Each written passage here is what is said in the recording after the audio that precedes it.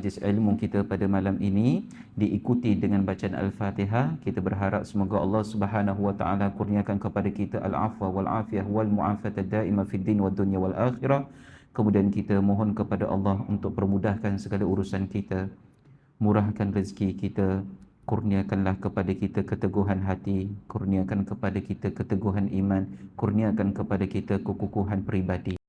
Dan kita juga mohon kepada Allah Subhanahu wa taala supaya panjangkan umur kita sampai ke bulan Ramadan nanti untuk sama-sama kita mendapatkan keberkatan pada bulan Ramadan.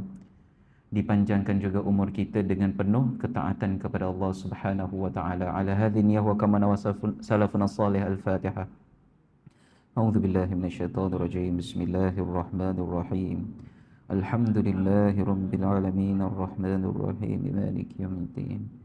إياك نعبد وإياك نستعين اهدنا الصراط المستقيم صراط الذين أنعمت عليهم غير المغضوب عليهم ولا الضالين آمين.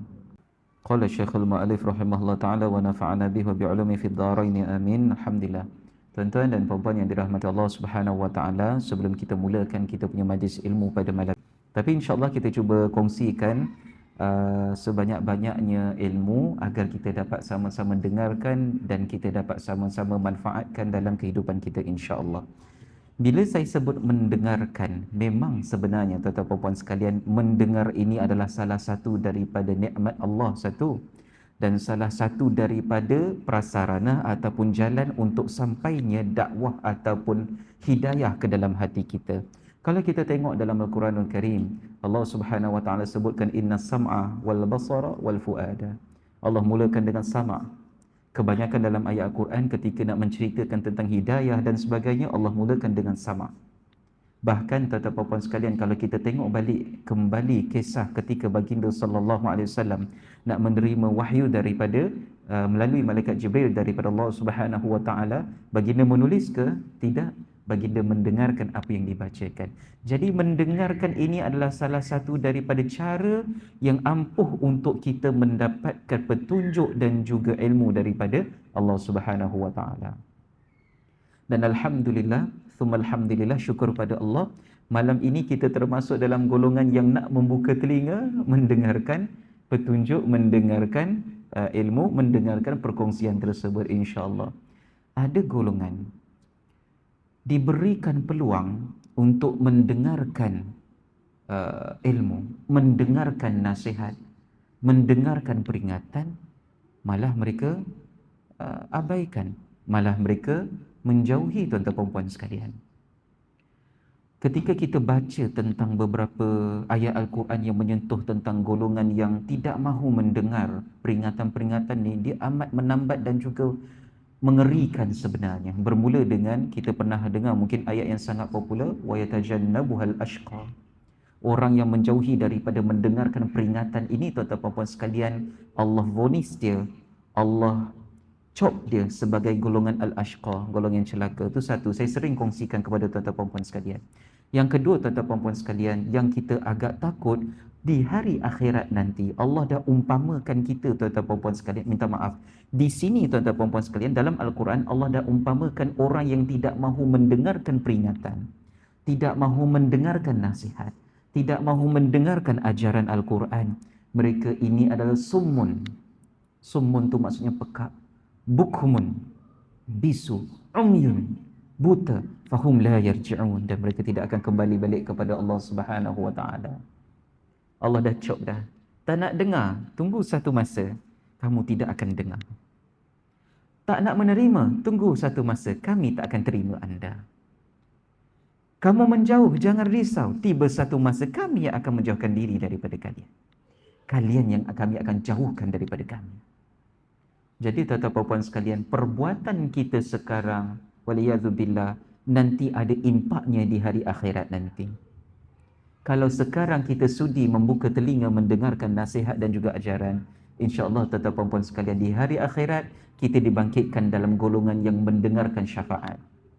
Kalaulah di dunia ini kita sudah berani menjauhkan diri daripada ajaran Al-Quran, menjauhkan diri daripada mendengarkan peringatan, tuan-tuan dan puan sekalian, di akhirat sana kita dijauhkan daripada Allah Subhanahu wa taala.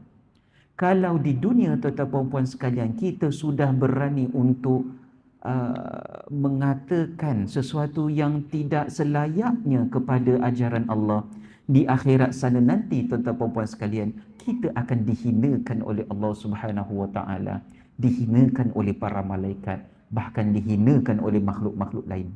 Sebab tu tuan-tuan puan-puan sekalian, kesempatan ini kita syukuri. Kerana kesempatan ini insya-Allah adalah batu loncatan untuk kita mendapatkan redha dan juga rahmat daripada Allah di dunia dan juga di akhirat. Semoga kita semua dimasukkan dalam golongan yang ingin mendengarkan pengajaran, yang ingin mendengarkan nasihat. Tuan-tuan puan-puan sekalian, kembali balik kepada ayat yang saya ada sebutkan, inna sam'a wal basara. Yang kedua Allah sebutkan adalah pandangan mata. Memang pandangan mata juga merupakan salah satu daripada jalan untuk sampainya ilmu. Ketika kita mendengar, kemudian kita melihat, ilmu itu lebih menekap di dalam hati. Ketika kita mendengar, kemudian kita melihat kebesaran Allah, kita dengar ayat-ayat kebesaran Allah, kita melihat kebesaran Allah, dia lebih berkesan di dalam hati. Sebaliknya, kita mendengar perkara lara, kita tengok pun perkara yang lara, dia juga memberi kesan kepada hati. Sebab tu kita kena jaga telinga, kena jaga mata. Alhamdulillah sekali lagi malam ni kita termasuk dalam golongan yang selamat telinganya, yang selamat matanya. Telinga kerana kita mendengarkan perkara-perkara yang baik, nasihat daripada para ulama kita, khususan pada malam ini Al-Habib Abdullah bin Ali Al-Haddad rahimahullah ta'ala. Manakala mata kita sedang melihat Al-Quran ataupun lihat kitab ataupun kita lihat orang-orang yang soleh. Semoga kita semua termasuk dalam zumratus salihin, tuan-tuan puan-puan sekalian. Dan yang terakhir, wal fuadan, hati.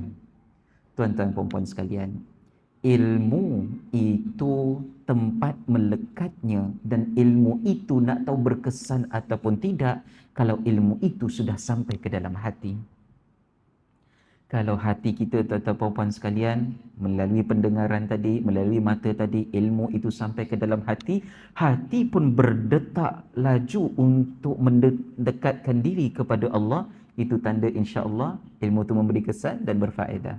Sebaliknya, kalau kita mendengarkan, kita melihat, ramai orang boleh dengar ilmu, ramai orang boleh tengok apa yang disampaikan oleh tuan guru, tetapi hati tak dapat menerima apa yang disampaikan. Waliyadzubillahi min zalik. Dia tak puas hati. Apa ni? Dia pertikaikan, betul ke dia ni? Ketika mendengarkan Al-Quran, apalah asyik-asyik baca Al-Quran. Zaman sekarang zaman moden. Sebelum ni saya mungkin pernah kongsikan kepada tuan-tuan puan-puan sekalian, azan dia dengar, dia dapat lihat masjid di depan mata, tapi hati begitu busuk, benci terhadap masjid. Sampai satu tahap dia bersyukur kerana dia dapat keluar daripada taman perumahan itu kerana dah tak dengar lagi azan. Astagfirullah. Ini kita katakan pentingnya telinga, pentingnya, bukan telinga, minta maaf, pendengaran, penglihatan dan juga hati yang menerima. Hati tak nak terima juga tak ada gunanya, tuan-tuan dan puan sekalian. Sebab tempat yang kita nak tuaikan iman nanti sebenarnya adalah hati. Jadi tuan-tuan dan puan sekalian, sekali lagi alhamdulillah, insya-Allah kita termasuk dalam golongan yang mendengar, yang melihat dan juga menerima ilmu yang akan disampaikan.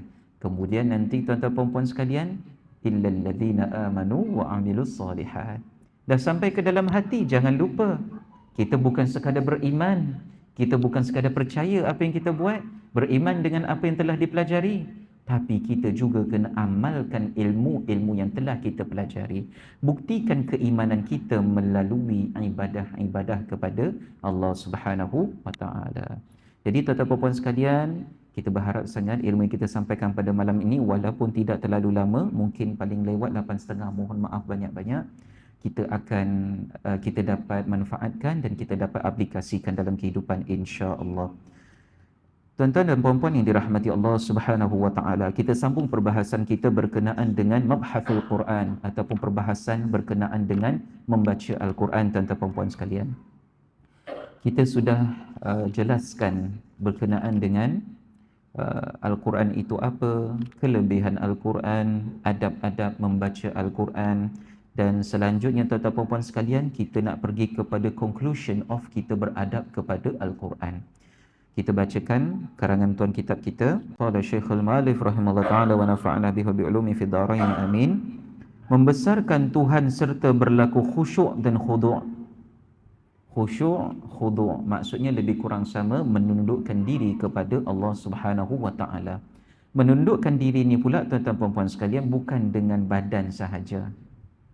Dalam solat kan kita ada khusyuk dan khudu' kepada Allah, tapi pada masa yang sama kita merendahkan diri kita di hadapan Allah. Bagaimanakah caranya kita merendahkan diri kita di hadapan Allah? Dengan merasakan bahawasanya kita perlu kepada Allah. Al-iftiqar, perlu kepada Allah. Yang ada belajar istighna, minta maaf, yang ada belajar sifat 20, nanti kan sampai kepada perbahasan kesemua makna sifat 20 ada di dalam la ilaha illallah. Dalam la ilaha illallah itu pula nanti ada dua elemen yang sangat penting, iaitu al-istighna dan juga al-iftiqar. Istighna itu menunjukkan Allah tidak perlu, Allah terkaya, tak perlu kepada kita. Kita ibadah macam mana sekalipun tidak akan memberi kesan kepada Allah. Andai kata tak ada siapa yang beribadah kepada Allah sekalipun, tuan-tuan puan sekalian, pun tidak akan memberi kesan kepada Allah. Tapi sebaliknya, al-iftiqar, kita tuan-tuan puan sekalian yang memerlukan kepada Allah Subhanahu wa taala. Dengan melahirkan perasaan perlu, iftiqar, faqir kepada Allah Subhanahu wa taala, itu di antara bentuk kita khusyuk kepada Allah. Antumul fuqara, dalam Al-Quran ada menyebutkan kalian itu adalah golongan faqir yang perlu kepada Allah Subhanahu wa taala. Tuan-tuan puan sekalian, kalau kita perlu kepada Allah, adakah kita akan sombong kepada Allah? Tidak. Adakah kita akan merasa diri kita lebih besar daripada Allah? Sudah tentu tidak. Itu yang pertama. Khusyuk juga pada masa yang sama bukan sahaja merasa rendah diri di hadapan Allah, tapi kita tidak berbangga diri di hadapan makhluk. Maksud berbangga diri, merasakan diri lebih baik daripada makhluk yang ada. Kalau dia rasa diri dia lagi baik, itu sudah tidak termasuk dalam golongan yang khusyuk. Seperti tuan-tuan puan sekalian, saya pernah kongsikan, kita solat ini, kita salah satu daripada roh solat itu adalah khusyuk. Tapi bila kita solat, kita merasakan diri kita lebih baik daripada orang yang solat di sebelah kita. Itu khusyuk ke? Jadi tuan-tuan puan sekalian, kita ini perlu merendahkan diri di hadapan Allah, khusyuk. Yang kedua tuan-tuan puan sekalian, kita tidak berbangga diri di hadapan makhluk. Itu pun khusyuk. Ya, tuan-tuan puan sekalian, sebab tu nanti ada definition daripada para ulama khusyuk. Khusyuk ni ada banyak definition, especially in solat. Dalam solat ni dia ada definasi-definisi berkenaan dengan khusyuk dalam solat. Di antaranya yang saya sangat suka adalah apabila dikaitkan dengan wujuhu yauma idzin khashi'ah, pada wajah-wajah yang pada hari tersebut akan tertunduk hina. Dan sepatutnya dalam solat kita menunduk hina di hadapan Allah Subhanahu wa taala.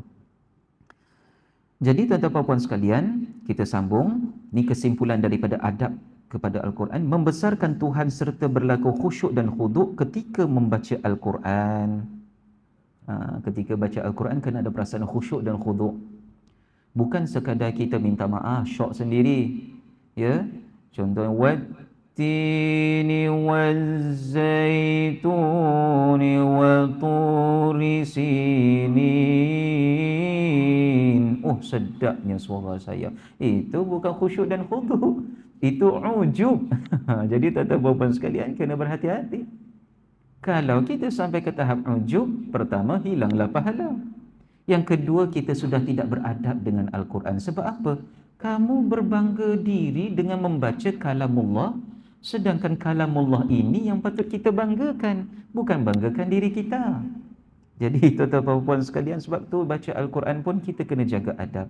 Dan alhamdulillah, masya-Allah, barakallahu fi, tuan kitab kita ini banyak membahaskan daripada pertemuan kita sebelum ni sampai sekarang, yang dibahas adalah adab kepada Al-Quran secara batin.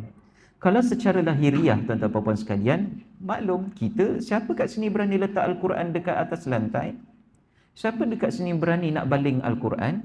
Siapa kat sini berani nak koyak Al-Quran? Tak berani. Alhamdulillah, semuanya wajah-wajah beriman, insya-Allah. Tapi tuan-tuan puan sekalian, yang menjadi kerisauan adalah adab dari segi batin kita. Dari segi kita punya sifat dalaman kita, batin kita, akhlak kita. Jadi tuan-tuan dan puan yang dirahmati Allah Subhanahu wa taala, itu di antara adabnya. Dan ketika seseorang membesarkan Tuhan, berlaku khusyuk dan khuduk ketika baca Al-Quran, itu adalah sifat, itu adalah dari sifat-sifat para mukmin yang sebenarnya. Orang mukmin ketika baca Al-Quran, apa yang berlaku? Menitiskan air mata. Wa idza tuliyat alaihim ayatuhu zadatuhum imana. Bila dibacakan ayat Quran, bertambah iman mereka. Ketika dibacakan Al-Quran, mereka merasa begitu rindu kepada Allah. Ya Allah, sekarang ni aku sangat rindu ketika mendengarkan firman-Mu. Aku rindu betul nak berjumpa denganmu. Tak sabar nak berjumpa dengan Allah. Itu orang-orang yang betul-betul kuat imannya. Itulah orang-orang yang apabila dia baca Al-Quran, merendahkan diri. Kemudian tuan-tuan puan-puan yang dirahmati Allah Subhanahu wa taala, diteruskan lagi oleh tuan kitab kita, dan mereka inilah para ahli yang arif dengan kemahaagungan Allah Ta'ala, Tuhan Rabbil Alamin. Orang yang khusyuk dan khuduk ketika membaca Al-Quran serta membesarkan Allah, itu adalah di antara para ahli arif, ya, yang mengagungkan Allah, yang sangat kenal dengan pencipta mereka. Bila kita kenal, kita akan berhati-hati dengan Al-Quran. Kita kenal siapa pencipta? Kenal. Tapi ramai orang, dia sebut dia kenal Allah, Al-Quran tak dihormati. Bahkan dia tak terdetik dalam hati dia, dalam satu hari itu tak terdetik, tak terlintas dalam hati dia tu nak baca Al-Quran. Tuan-tuan puan-puan sekalian, kita sedih. Kita pun pernah alami juga. Satu hari itu tiba-tiba tak terlintas langsung perasaan nak baca Al-Quran. Allahu Akbar. Macam ni ke yang dikatakan sebagai orang yang kenal Allah? Ini ke yang dikatakan sebagai orang yang rindu kepada Allah? Tak teringat langsung nak baca firman-Nya, lepas tu kata rindu kepada Allah. Tak teringat langsung nak baca Al-Quran, lepas tu kata dia yang paling kenal Allah. Astaghfirullahalazim. Moga kita diberikan taubat nasuha, dan semoga kita dimasukkan dalam golongan yang sentiasa zikrullah, mengingat Allah Subhanahu wa taala. Kemudian tuan kitab kita, dia pergi kepada al-aqs ataupun sebaliknya. Manakala sifat lalai, keras hati, ini satu-satu kita boleh sebutkan. Lalai, keras hati. Bila keras hati itu hidayah susah nak masuk, sentiasa lupa dan kurang memerhatikan ketika membaca Al-Quran. Orang yang lalai, keras hati, dia selalu lupa nak baca Al-Quran, waliyadzubillah, tak teringat langsung nak baca Al-Quran dalam masa satu hari. Ataupun dia ada peluang, dia teringat nak baca Al-Quran tapi dia taswif, maksudnya menunda-nunda, tak apa nanti. Tuan-tuan puan-puan sekalian, maka orang ini nanti, minta maaf, dia ini terkeliru, imannya lemah, keyakinannya hampir tak ada, sedang hatinya kosong dari hakikat mengenal Allah dan mengenal kalam Allah. Allahu Akbar. Jauhnya orang macam ni. Kita bila baca kitab ni, kita tak terbayang tahu ada ke orang macam ni. Tapi zaman sekarang, tuan-tuan puan-puan sekalian, Allahu Akbar, ternyata ada. Rupanya ada golongan macam ni. Dan kita risau, kita tak payah nak cerita orang sangat sebenarnya. Kita risau kita termasuk dalam golongan ini. Dalam satu hari terdetik tak, teringat tak nak baca Al-Quran? Kalau tak ada, takut termasuk dalam golongan ini. Kenapa dengan golongan ini? Mereka dikira sebagai golongan yang membelakangi Al-Quran. Kalau dia sekarang dah berani membelakangi Al-Quran, dekat akhirat Allah akan membelakangi dia pula. Di sini dia sudah berani membelakangi Al-Quran. Al-Quran di sana tidak mahu menjadi syafaat baginya. Siapa dia? Al-Quran pun tak pernah sentuh, tak pernah dibaca, tak pernah dibasahkan bibirnya dengan lafaz-lafaz Al-Quran.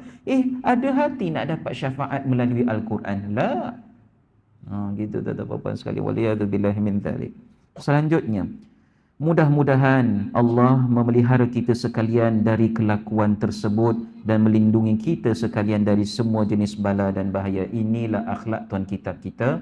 Ketika menyebutkan ancaman-ancaman, tuan kitab kita terus memohon kepada Allah untuk kita semua selamat daripada malapetaka tersebut.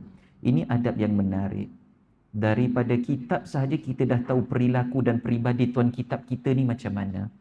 sangat sayangkan umat, sangat sayangkan sesama muslim, ikhwanul muslimin kita semua ni tuan-tuan sekalian, sehingga dalam catatan kitab sekalipun tak terlepas daripada mendoakan kita. Dalam kehidupan kita pun kena seperti itu juga tuan-tuan puan-puan sekalian. Ada orang masya-Allah ya, dia cerita setiap kali dia nampak ada orang masuk dalam masjid, dia gembira, dia seronok. Dan saya tak tahu kenapa saya seronok, dia kata. Ada orang dia lambat sampai, saya still ada perasaan seronok. Sebab apa? Alhamdulillah dia nak datang solat. Walaupun dia tak join zikir, walaupun dia tak join majlis ilmu, tapi entah, saya ada rasa syukur dan saya ada rasa seronok.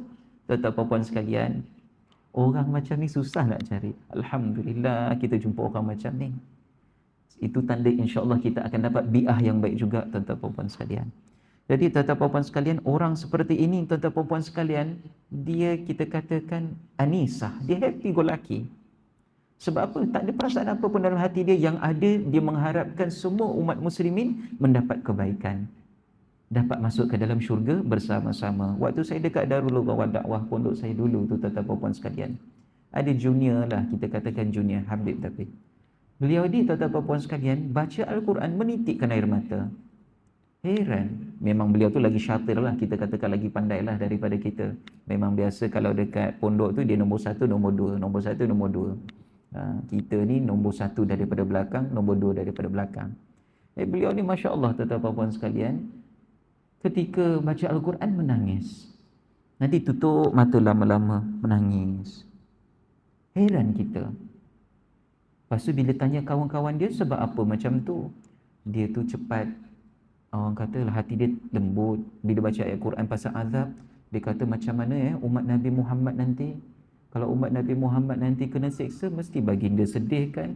Dia fikir sampai tahap macam tu tuan-tuan puan sekalian. Kita pun ya Allah, jauhnya dia berfikir. Nanti kalau ramai umat Nabi Muhammad diseksa, baginda mesti sedih. Nanti kalau ramai daripada umat Nabi Muhammad mengerang kesakitan, mesti baginda sedih. Macam tu tuan-tuan puan. Kita mencari, ya Allah, hebat orang zaman tu. Hebat kita punya generasi ataupun orang yang faham Al-Quran ketika itu tuan-tuan puan sekalian. Moga kita mendapatkan situasi seperti itu nanti insya-Allah tuan-tuan puan sekalian. Kemudian tuan-tuan puan yang dirahmati Allah Subhanahu wa taala, disambung lagi oleh tuan kitab kita, di antara adab-adab yang terpenting dan yang mesti lagi ialah ketika membaca Al-Quran harus ia merenungi apa yang dibacanya, memahami maksudnya dengan penuh kesedaran dan tidak lalai. Tuan-tuan puan-puan yang dirahmati Allah, ini juga termasuk daripada adab yang dikemukakan oleh tuan kitab kita. Dulu kita selalu memotivasi orang untuk baca Al-Quran. Faham tak apa, yang penting baca Al-Quran. Dulu tuan-tuan puan-puan sekalian. Sekarang ni kita pun dah lama, saya pun dah lama bersama dengan tuan-tuan puan-puan sekalian. Apa kata kita upgrade sedikit diri kita tuan-tuan puan-puan sekalian. Takkanlah kita 10 tahun dah baca tak faham. Kalau dalam solat 10 tahun kita solat, 10 tahunlah kita solat fardu je, solat sunat tak buat.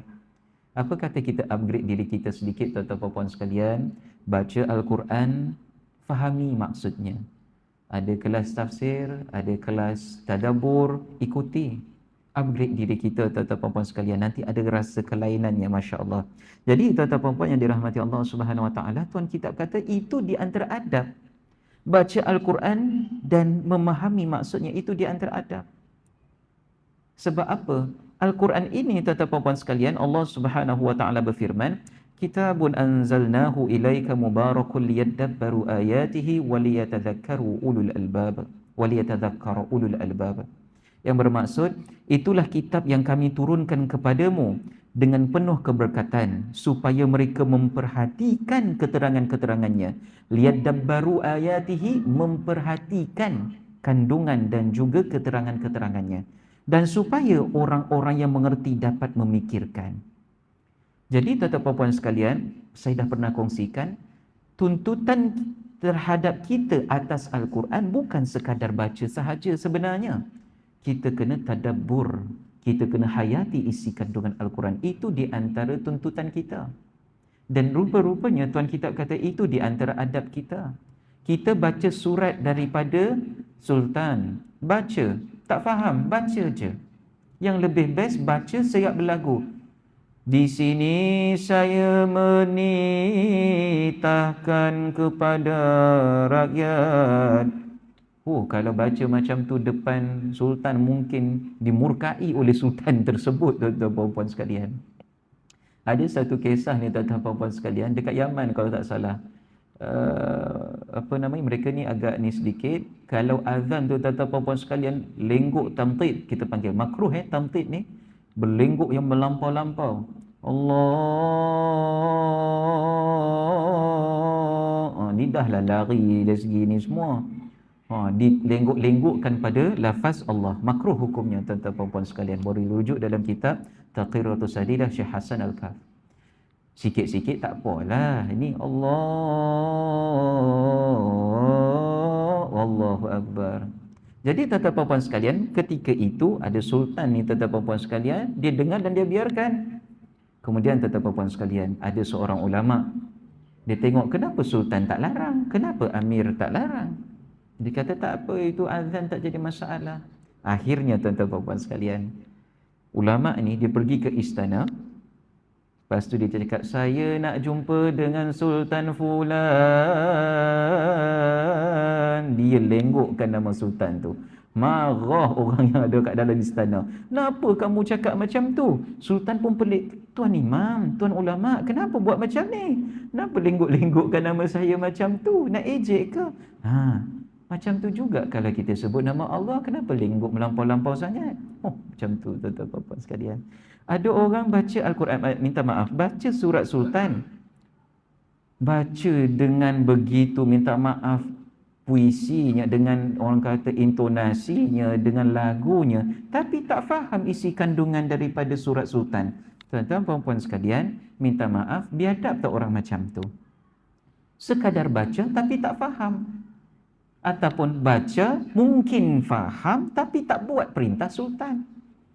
Baca tu depan sultan pula tu. Jadi tuan-tuan puan-puan sekalian, ini dipanggil biadab. Kalau bahasa kasar kita tengok, orang macam ni kalau ikutkan biadab lah.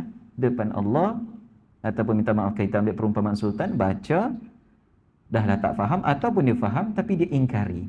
Jadi tuan-tuan puan-puan sekalian, kita terfikir, Masya Allah, betul juga. Bila ada perumpamaan macam tu, kita baru terfikir, jadi sebenarnya Al-Quran ni kita anggap sebagai apa sebenarnya? Sedangkan Al-Quran ini apa? Hudan lil muttaqin. Dalam ayat lain, hudan lin nas, petunjuk, guide. Guide itu tuan-tuan puan-puan sekalian perlu difahami. Guide itu perlu kita cermati. Bukan guide itu sekadar kita baca tanpa memahami.